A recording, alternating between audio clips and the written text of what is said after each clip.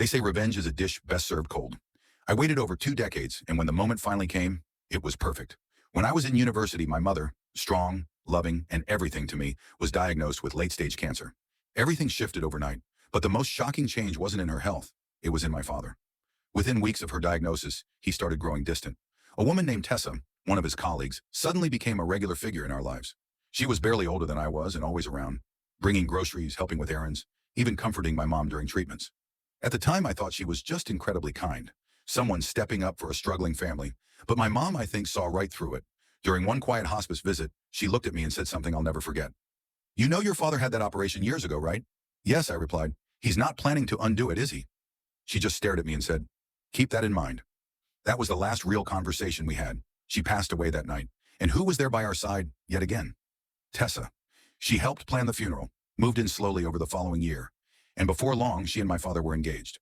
I found out later that their relationship had started not long after my mother's diagnosis. The betrayal made me sick. I wanted to scream, to expose them, to tear it all apart. But then I remembered what my mom said, so I waited. Years passed. They got married. I smiled at the wedding. I raised a toast. I even hugged Tessa and told her how happy I was for them. Then came the day I'd been waiting for.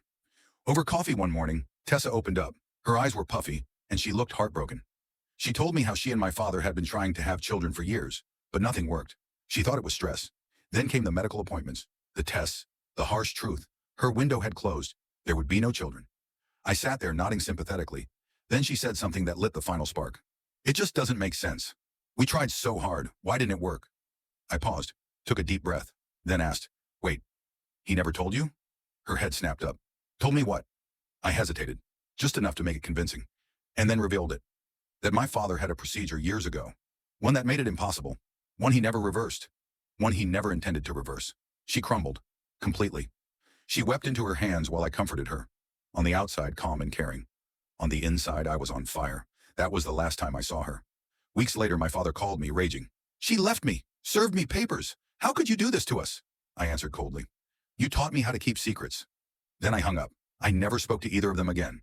And for the first time in 25 years, I finally felt peace.